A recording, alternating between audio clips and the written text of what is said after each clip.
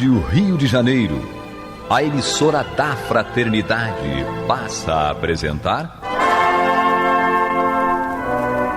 Luz na Penumbra, programa que leva ao seu coração a mensagem da doutrina espírita.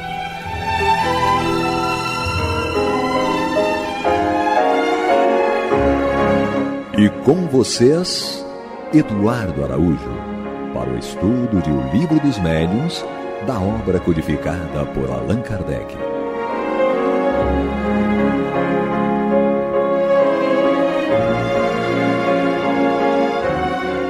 Olá, prezados amigos da Rádio Rio de Janeiro, sejam todos muito bem-vindos. Estamos de volta, programa Luz na Penumbra, com o estudo do Livro dos Médiuns de Allan Kardec, comigo, Eduardo Araújo, com ela, Maria de Fátima Miranda. Que Jesus nos conduza. Paulo Renato. Deus nos abençoe. E vamos em frente, nós estamos aí já avançando, estamos no capítulo 10, que trata aí da natureza das comunicações. O item é o 133. Nós estamos no segundo parágrafo agora. Allan Kardec diz: quem estiver bem compenetrado da variedade infinita que apresentam os espíritos, e aí entre parênteses está aqui o Livro dos Espíritos, questão 100 da escala espírita, sob o duplo aspecto da inteligência e da moralidade, facilmente se convencerá de que deve haver diferença entre as comunicações que eles dão, a se refletirem na elevação ou na baixeza de suas ideias, de seu saber, de sua ignorância, de seus vícios e de suas virtudes. Numa palavra, elas não devem assemelhar-se mais do que as dos homens, desde o selvagem até o europeu mais esclarecido. Podemos agrupá-las em 4 categorias principais, de acordo com as características distintivas que cada uma apresenta. E aí essas comunicações podem ser grosseiras, frívolas, sérias e instrutivas, Paulo Renato. É interessante, isso mostra bem a lucidez de Allan Kardec, né, considerando o aspecto, digamos, psicológico daqueles que se comunicam através dos médiuns. Ele fez essa classificação, não foi sem a experiência, digamos assim, laboratorial, né, no sentido da pesquisa com os médiuns.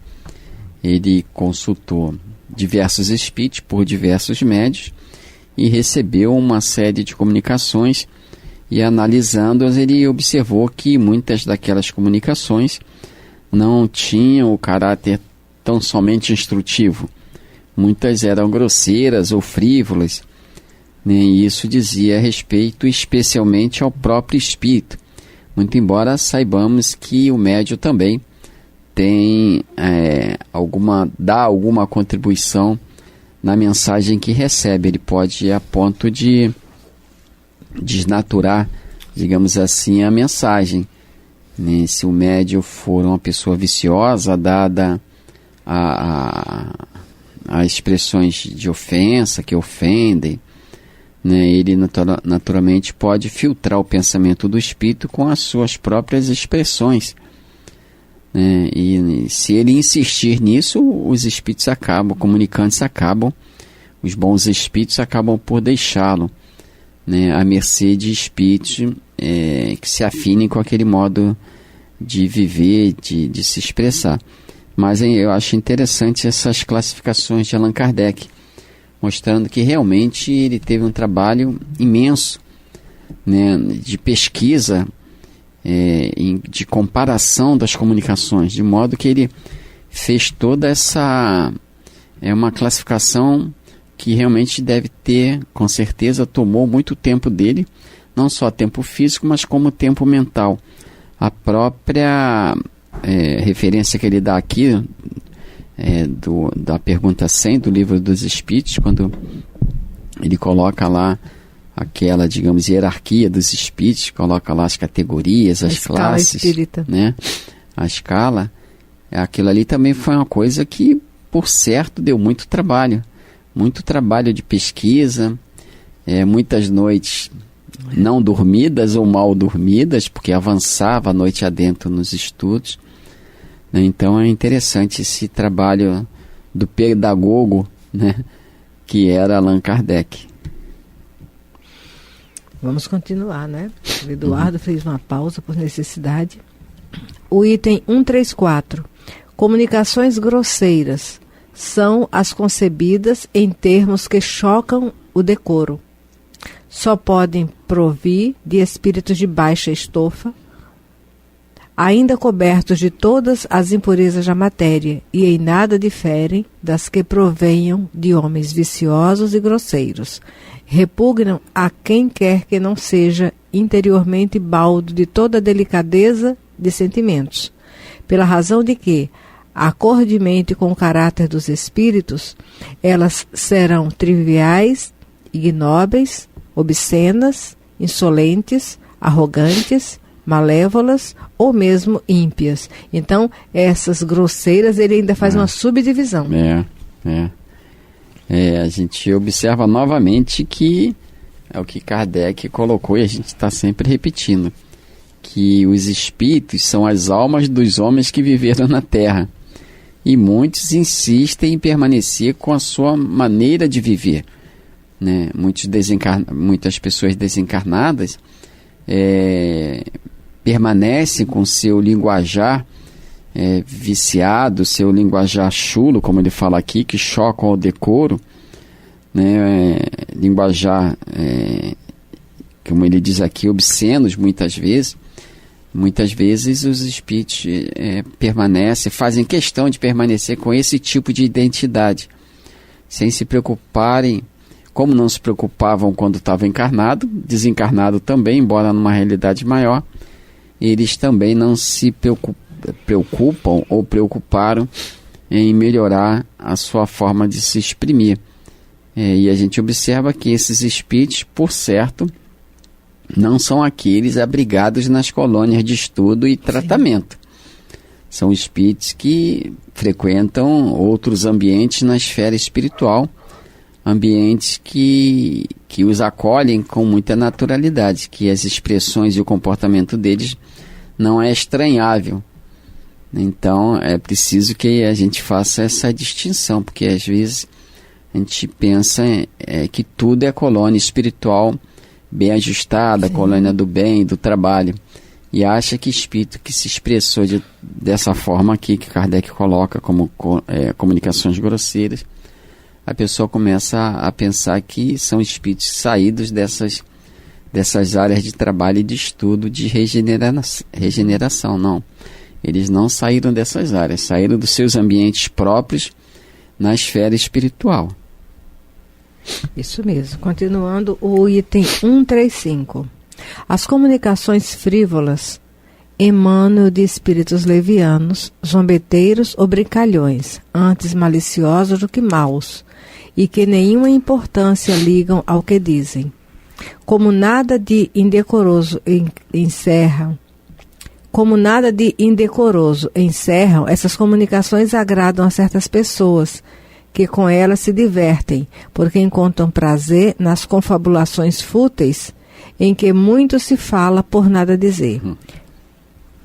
Quer comentar alguma coisa aí, Paulo? Não, é interessante que a gente lembra, quando Kardec fala na própria introdução do Livro dos Espíritos, na Revista Espírita e outros locais, falando das mesas girantes, que era a distração da sociedade de Paris, especialmente, né? Porque através delas, das comunicações por batidas, tipologia, a sociedade francesa encontrava sua distração, né? Especialmente naqueles momentos de maior inverno, em que não se tinha uma vida social mais ativa, e as pessoas ficavam nos seus clubes, nas suas residências, à mercê e explorando esses espíritos que Kardec classifica como dando comunicações frívolas, sem grande importância cultural ou filosófica. São espíritos que mais servem à distração, ao lazer, do que propriamente à cultura. São vazias, né? Comunicações vazias.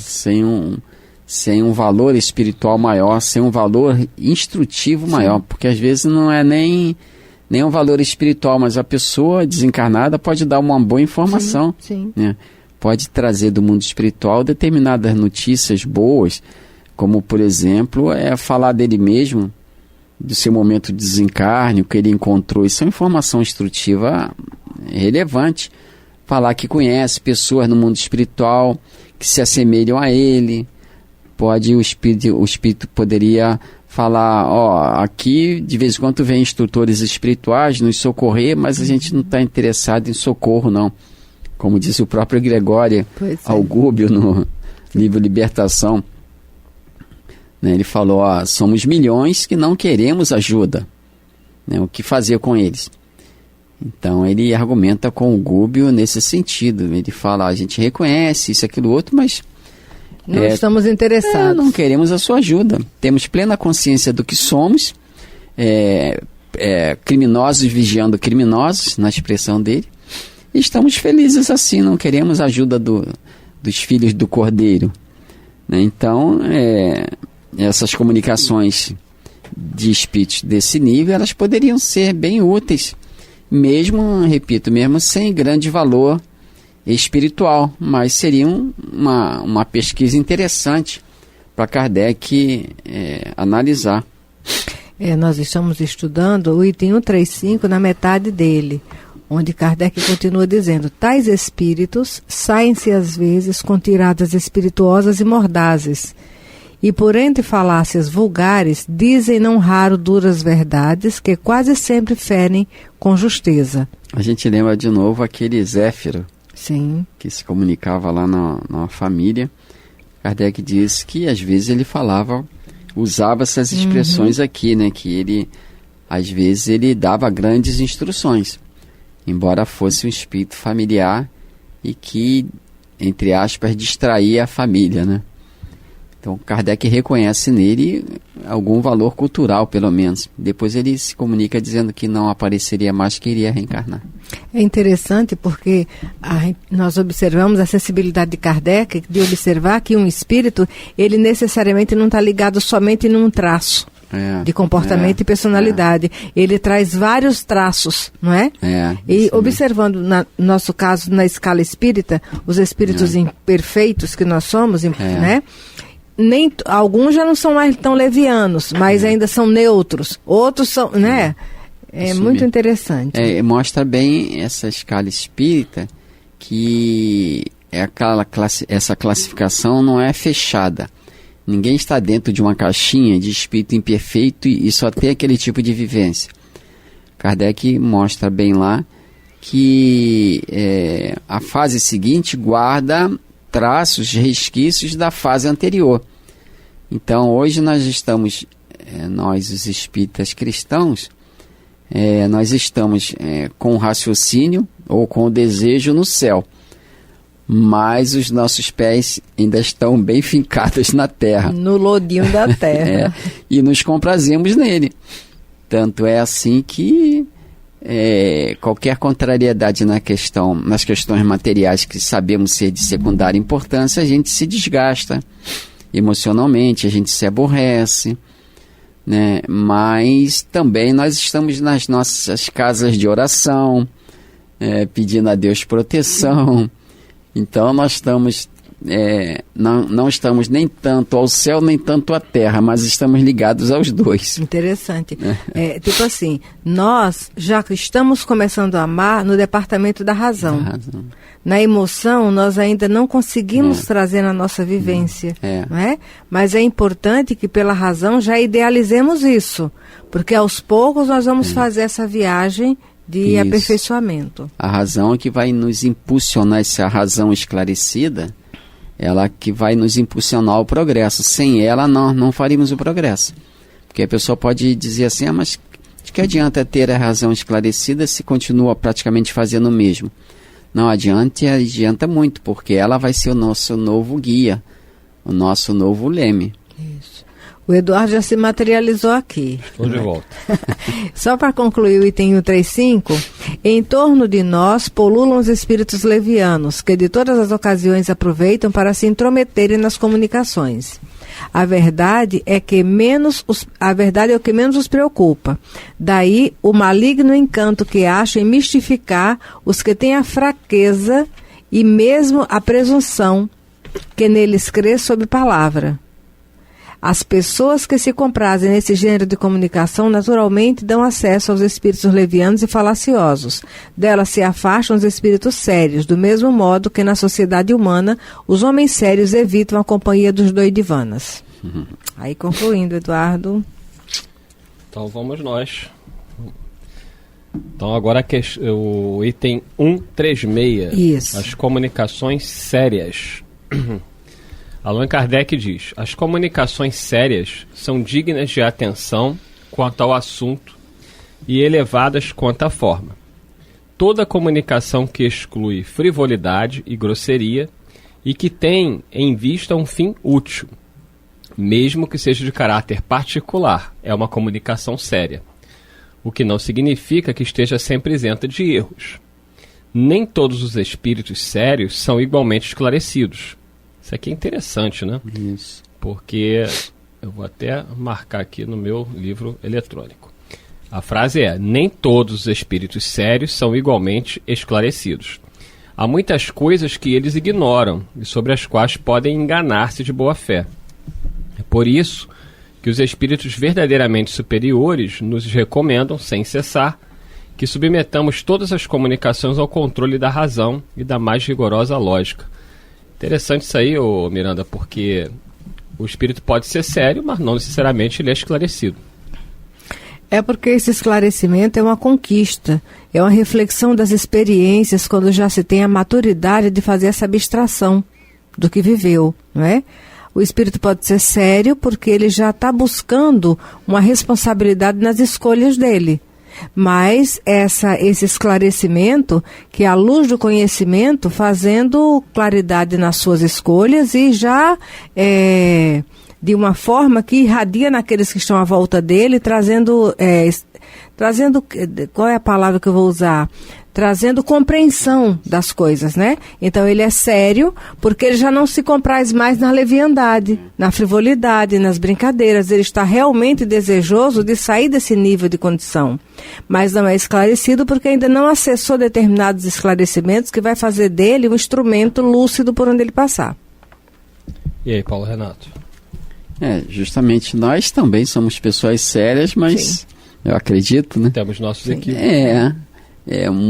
Muitas vezes afirmamos coisas que são claramente de nossa convicção, mas logo depois, às vezes, a gente é chamado a refletir melhor sobre aquilo que nós afirmávamos e, se temos boa vontade, nós reformulamos a nossa maneira de pensar sobre o tal assunto.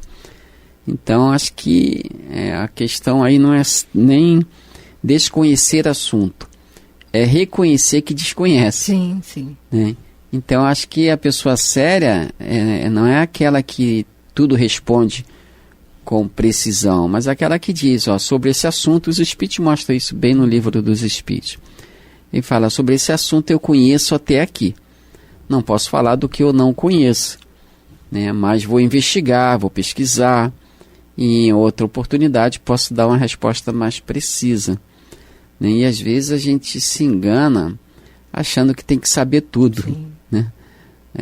A gente tem que reconhecer que nós temos muitas limitações. Só temos limitações. Só temos limitações. Estamos tentando romper a casca.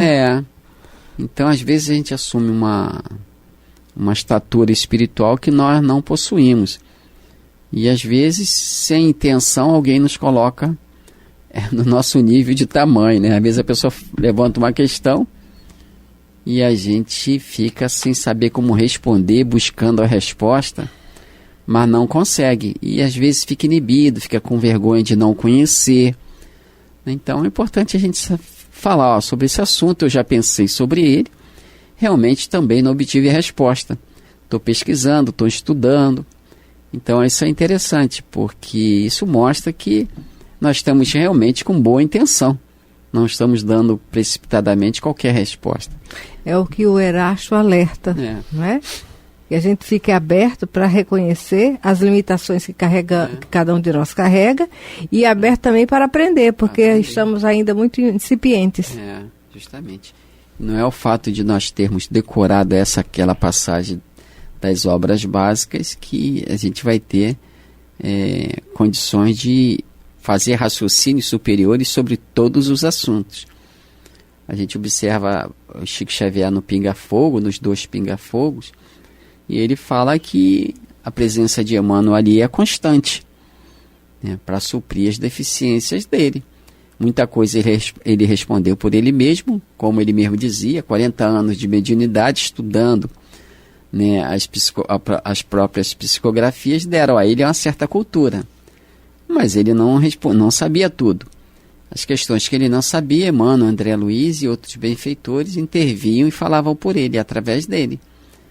Então, se não fosse a presença daqueles benfeitores ali, especialmente de Emmanuel, como coloca o Chico, por certo, ele não teria condições de estar naquele ambiente sujeito a perguntas tão variadas, tão diversas entre si, né?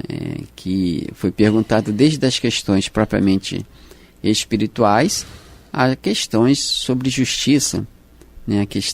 Algumas questões sobre biologia, no que diz respeito a renascimento, a doenças, enfermidades. Então ele estava ali, me parece, ao menos eu vejo assim, Chico não estava ali na posição da pessoa que sabia tudo e podia responder tudo.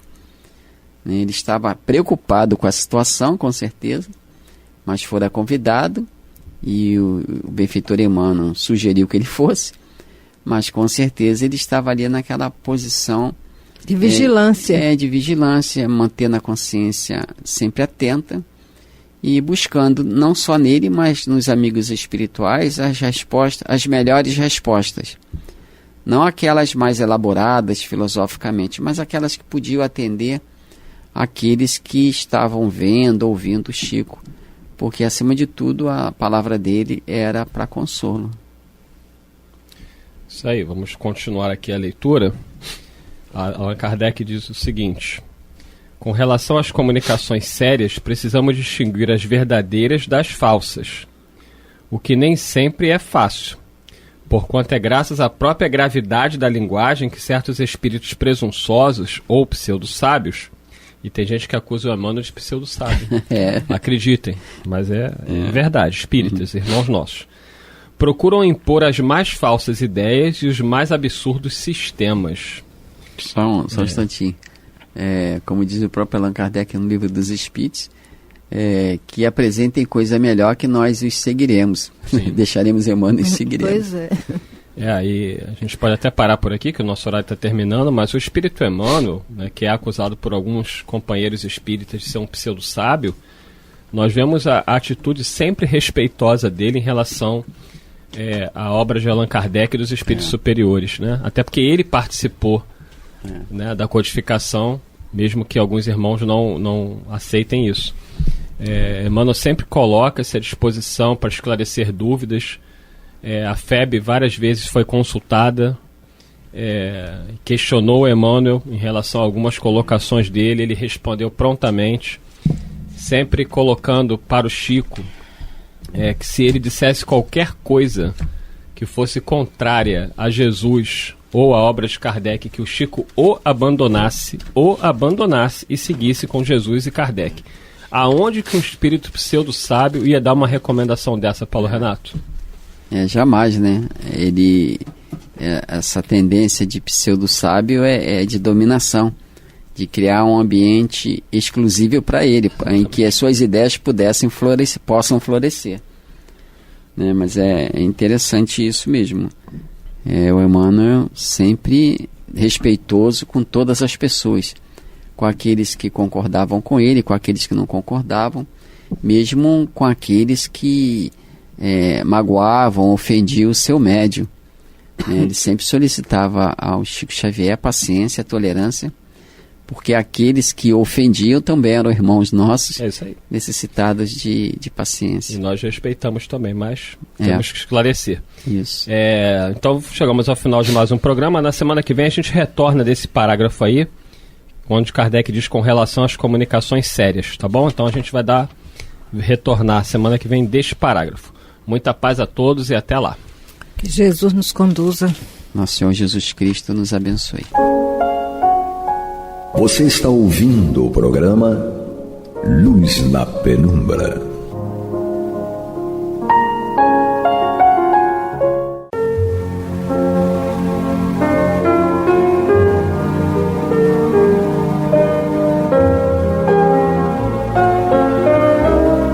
A Rádio Rio de Janeiro está levando ao seu lar e ao seu coração a mensagem consoladora da doutrina espírita, através do programa Luz na Penumbra. E agora com vocês, Amaury Santos e Astrênio Oliveira, para comentar os textos da Revista Espírita de Allan Kardec no período de 1858 a 1868. Olá, amigos, irmãos. É muito bom estar com vocês e nós vamos continuar estudando e falando da Revista Espírita de 1858 a 1868. Lembrando a vocês o Clube da Fraternidade, que está necessitando de colaboradores, né? Seja mais um. Pelo telefone 3386-1422. Astênio, sim, o que nós vamos agora falar? Nós, né? Faz uma retrospectiva. Isso, nós teremos o prazer de continuar o estudo, né, da Revista Espírita de dezembro de 1858. Então estamos quase acabando o primeiro ano de estudo da revista, né? Bom, não desencarnamos, né? Não, ainda não. Então, nós estávamos vendo no nosso último programa um texto de Kardec intitulado Senhor Adrien, Médium Vidente. Então, ele estava falando a respeito da excepcional mediunidade desse senhor Adrien, né, que além de vidente, ele era escrevente, audiente, sensitivo, era um Chico Xavier da época, sim, né? E era o médium que o Kardec mais confiava de algum modo, era aquele que dava maior assessoria ao Kardec, até para poder ir a um teatro e tal. Normalmente eles estavam juntos porque ele observava eles eram amigos também. Eram amigos, perfeito. E era um jovem, o senhor Adrien. E ele observava o mundo espiritual envolvido. Até num teatro, por exemplo, ele revelava ao Kardec, sim, quem é que espiritualmente estava ali presente, o que os espíritos estavam fazendo, né? Ele era um fofoqueiro espiritual. Um comunicador. Um comunicador. Bom, então o último parágrafo, né, sobre esse tema, senhor Adrien, médium vidente, o último que nós vimos, foi Kardec falando o seguinte: sua faculdade, a faculdade do senhor Adrien, né, não se estende somente aos espíritos dos mortos, mas também aos dos vivos. E aí que é o perigo, né? Porque ele nos enxergava como espíritos também. A gente estava dormindo, né? E ele estava bem acordado. E mais do que isso, ele olhava para você e não via apenas o seu corpo material, ele via seu espírito, a sua parte espiritual. Então, Nossa Senhora. Se você estivesse rindo, mas pensando uma bobagem, ele via. Nossa Senhora. Bom, então sua faculdade não se estende somente aos espíritos dos mortos, mas também aos dos vivos. Quando vê uma pessoa, pode fazer abstração de seu corpo, viu? Perfeito.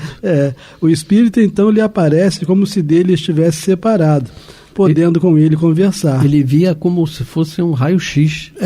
O raio-x espiritual. Exatamente. Então, assim, numa criança, por exemplo, pode ver o espírito nela encarnado, apreciar-lhe a natureza e saber o que era antes de encarnar. Poxa. Isso é que é mediunidade. Né? Bom, aí a partir daqui nós não vimos ainda nos nossos programas anteriores. Né? O Kardec diz o seguinte: essa faculdade, ou seja, a vidência, né, do senhor Adrien, levada a semelhante grau, melhor que todas as comunicações escritas, nos instrui na natureza do mundo dos espíritos, mostrando-nos tal qual é, É interessante, né, porque nas comunicações escritas sempre pode ter uma participação do espírito do próprio médium. Né? Por mais desenvolvido que ele seja, sempre costuma ter um pitaquinho. Um dedinho dele. Isso, Mas na evidência não, na evidência está vendo integralmente o que está acontecendo. Né? Então parece, então nos instrui na natureza do mundo dos espíritos, mostrando-nos tal qual é. E se não o vemos com os olhos do corpo, a descrição que dele nos faz a descrição que dele nos dá faz com que o vejamos pelo pensamento. Então, o médium descrevendo o espírito, a gente vê pelo pensamento, a gente imagina, né? Sim. Bom, os espíritos já não são aqueles seres abstratos, mas seres reais, que estão ao nosso lado, que se nos acotovelam sem cessar. E como agora sabemos que seu contato pode ser material, o contato dos espíritos, né, pode ser material, compreendemos a causa de uma porção de impressões que sentimos sem que delas nos dessemos conta. Então, certamente isso acontecia com Kardec, ele considerava que devia acontecer com outros ou com todo mundo. Certas impressões que a gente tem que não são explicadas pelos movimentos das pessoas no plano físico, mas que são explicadas pelos movimentos dos espíritos que convivem conosco. Né? Por isso, colocamos o Sr. Adrien no número dos médiuns mais notáveis e na primeira fila dos que nos han fornecido os mais preciosos elementos para o conhecimento do mundo espírita. Sobretudo, o colocamos nessa posição por suas qualidades pessoais. Então, quer dizer, ele não era apenas um bom médium, ele era um bom homem, né? Exatamente, um lado moral, né? Isso, né? Então, nessa posição, por suas qualidades pessoais, que são as de um homem de bem por excelência, e que o tornam eminentemente simpático aos espíritos de ordem mais elevada, o que nem sempre ocorre com os médiuns de efeitos puramente físicos. Então, os médiuns de efeitos puramente físicos, até porque sabemos que os fenômenos mediúnicos de natureza física, na maioria das vezes, eles são provocados por espíritos inferiores, então o médium não precisa ser lá essas coisas para que sejam instrumentos desses espíritos. Né? Bom, entre estes, os fenômenos puramente físicos, entre estes, sem dúvida, há os que fazem sensação, que cativam melhor a curiosidade. Contudo, para o bom observador, para o que deseja sondar os mistérios desse mundo maravilhoso, o Sr. Adrien é o mais poderoso auxiliar que já temos visto. Viu porque eu adiantei que Kardec confiava muito nele, né? Não. Então, ele disse, o Sr. Adrien... Ele era um Chico, né? Xavier, né? Isso, era uma espécie de Chico Xavier. Então, o Sr. Adrien é o mais poderoso auxiliar que já temos visto. Assim, colocamos sua faculdade e complacência a serviço de nossa instrução pessoal, seja na intimidade. É interessante isso, né? Porque a gente tem uma grande admiração por Kardec e quase sempre a gente esquece essas pessoas que fizeram Kardec, que colaboraram para que Kardec fosse grande. Né? Exatamente. Então, assim colocamos sua faculdade e complacência a serviço de nossa instrução pessoal, seja na intimidade, seja nas sessões da sociedade, seja, enfim, em visitas a diversos locais de reunião. Estivemos juntos nos teatros, né, que eu adiantei que eles andavam juntos, né? Sim. Então, estivemos juntos nos teatros, bailes, passeios, hospitais, cemitérios e igrejas.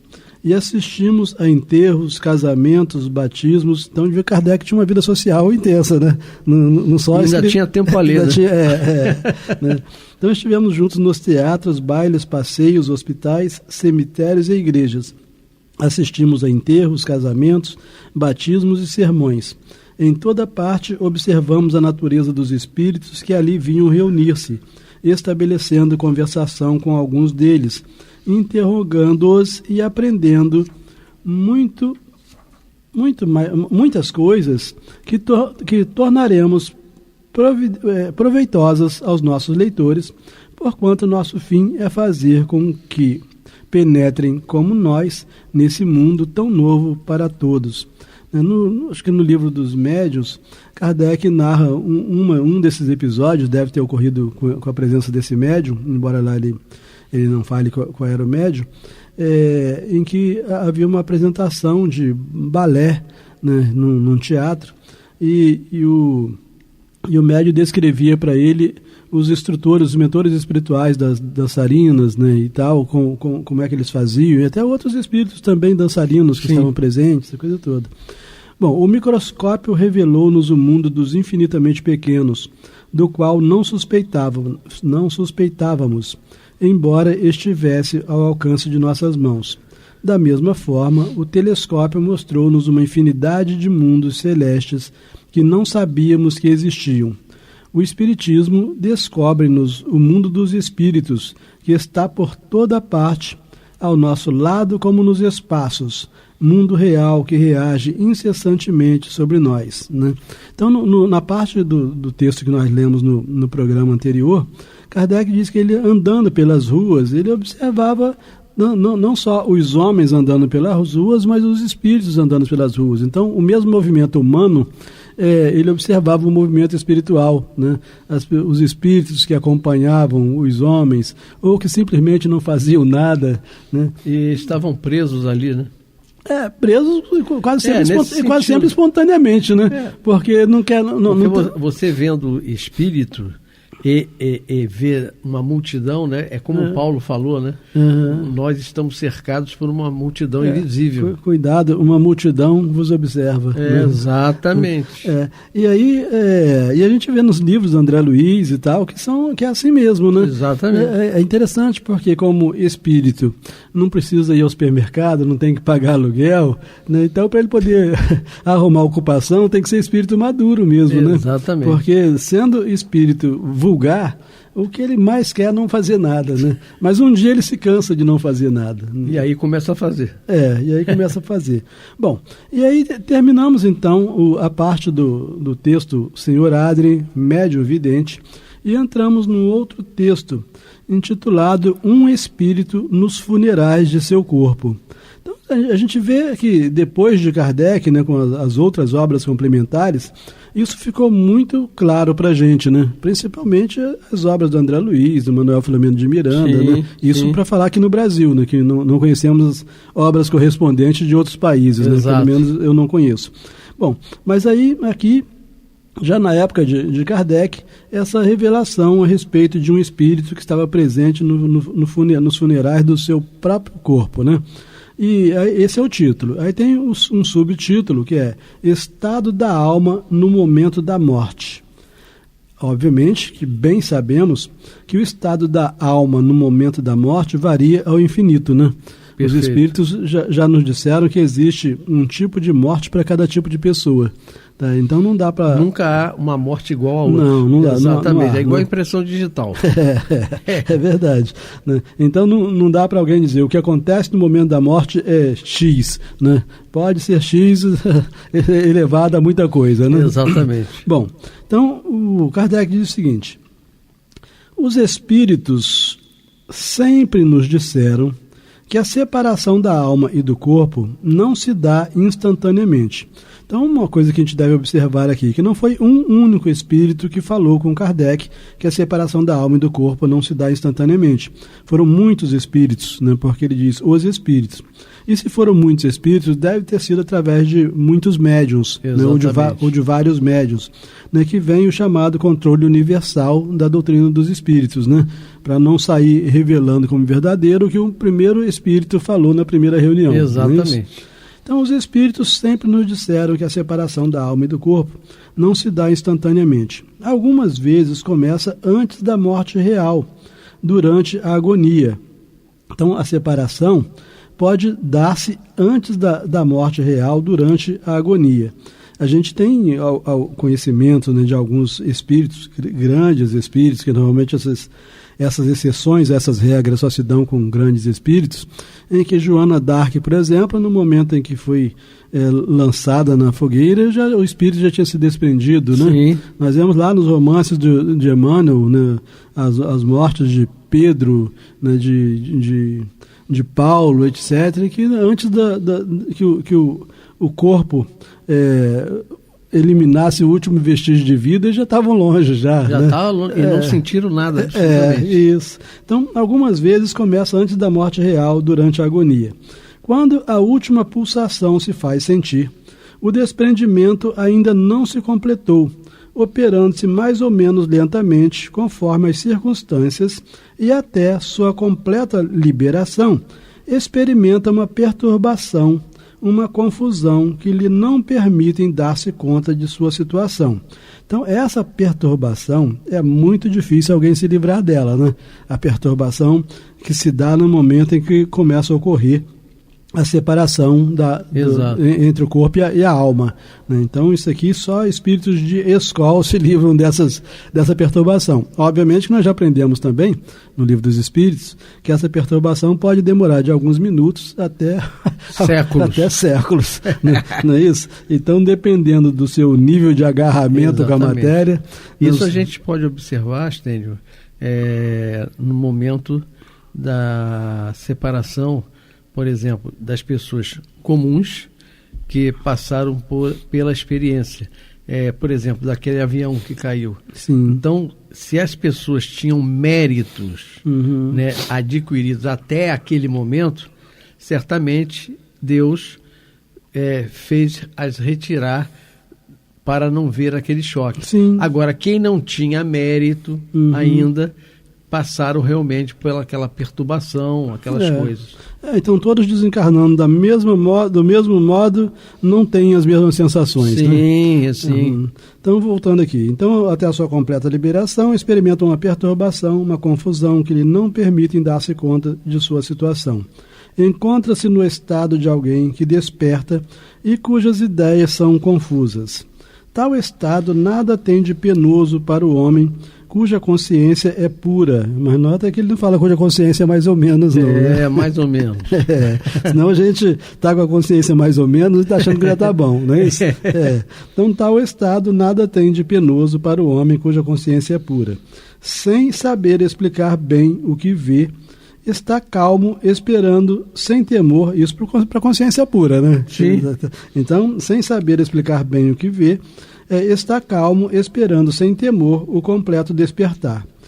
Ao contrário, cheio de angústia e de terror para quem teme o futuro, né? Para quem tem que fazer aquela autoavaliação obrigatória do momento da desencarnação. É verdade. Né? E aí, olhando para trás, vê um monte o que deixou de fazer, né? O que deixou de fazer e o que fez de errado, né? Aquele monte de besteiras que fez, né? O Marco Prisco, através do Divaldo Pereira Franco, ele diz que é melhor para nós chegarmos ao final de uma existência física com o rosto coberto de cicatrizes do que chegarmos ao final de uma existência física tendo feito uma única cicatriz no rosto de alguém. Puxa. Né? Porque é a hora da autoavaliação, né? Sabe? Aí você lembra o que eu fiz com a minha mulher, o que eu fiz com os meus pais, os meus filhos. E a gente também vê isso. Na atualidade, você está certíssimo. Porque na atualidade, você vai a um enterro, como Kardec também ia, né?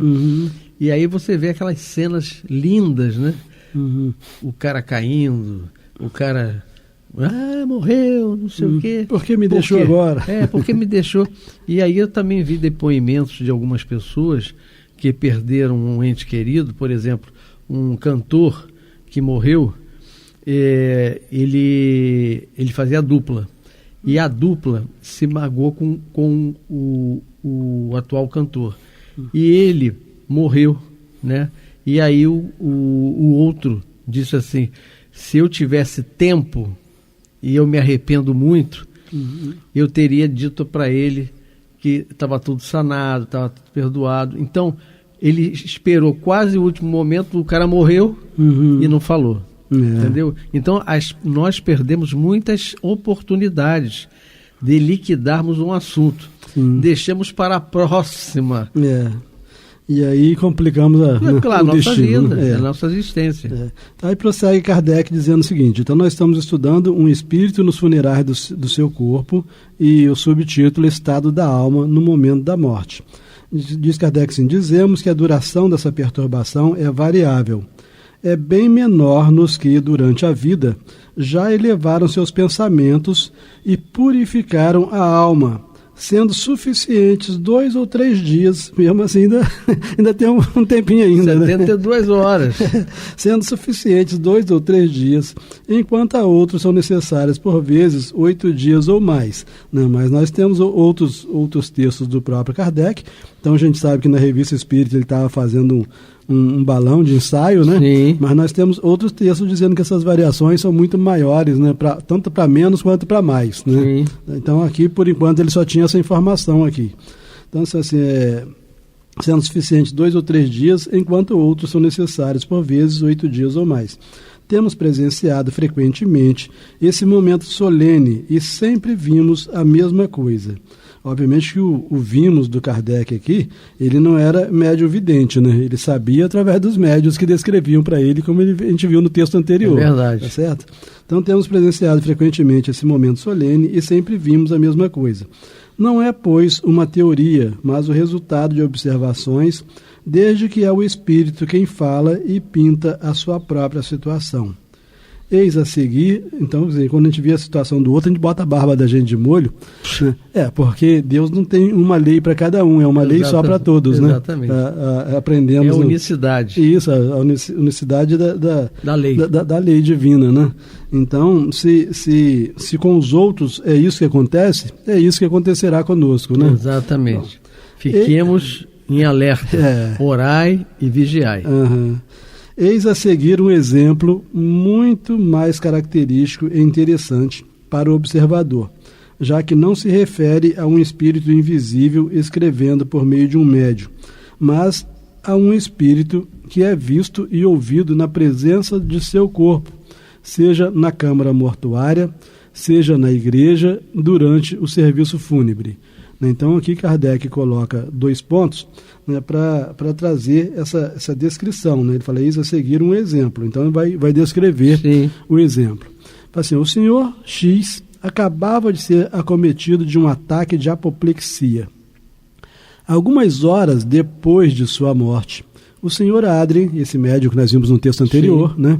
Então, algumas horas depois de sua morte, o senhor Adrien, um de seus amigos, então o senhor Adrien era um dos amigos do senhor X, tá? Então, assim, o senhor Adrien, um de seus amigos, achava-se na câmara mortuária com a esposa do defunto. Viu o espírito do senhor Adrien, né, na câmara mortuária com a esposa do defunto. Viu o espírito muito distintamente caminhar em todos os sentidos. Estava naquele período de confusão, naquele momento de confusão. Caminhando em todos os sentidos, está em confusão, né? Caminhar em todos os sentidos. Olhar alternadamente para seu corpo e para as pessoas presentes. E depois assentar-se numa poltrona. Tinha exatamente a mesma aparência que possuía em vida. Vestia-se do mesmo modo, sobrecasaca e calça pretas. Tinha as mãos no bolso e o ar preocupado. Então a gente nota que ele carregou consigo, cobrindo seu perispírito, roupas como se fossem as roupas que ele usava enquanto estava encarnado. É um molde, né? O molde é o molde, do modo que a pessoa se sente vestida, exatamente, ela está vestida. Só que acho que eu vou ter que parar, porque o nosso tempo está no finalzinho, né? Isso. Aí a gente continua no próximo encontro. Então tá bom. Vamos terminar por aqui, você continua no próximo encontro. Lembrando a vocês, o Clube da Fraternidade, 3386-1422. Eu, Amaury Santos e Astênio Evangelista de Oliveira. Estamos terminando por agora. Muita paz.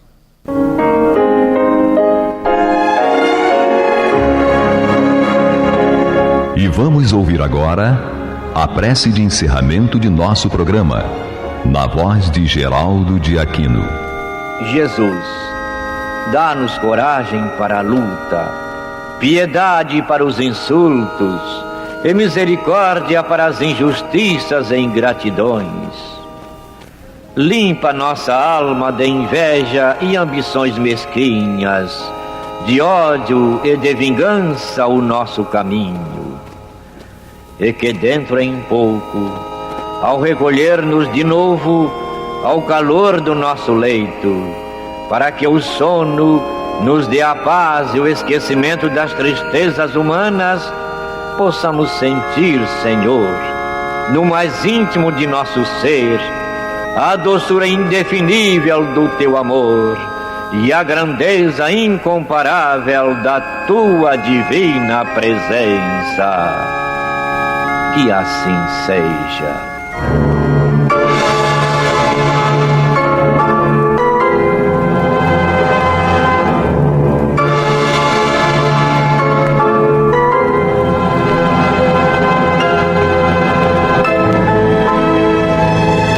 Acabamos de apresentar o programa Luz na Penumbra, que voltará a ser apresentado amanhã às 21 horas nesta emissora.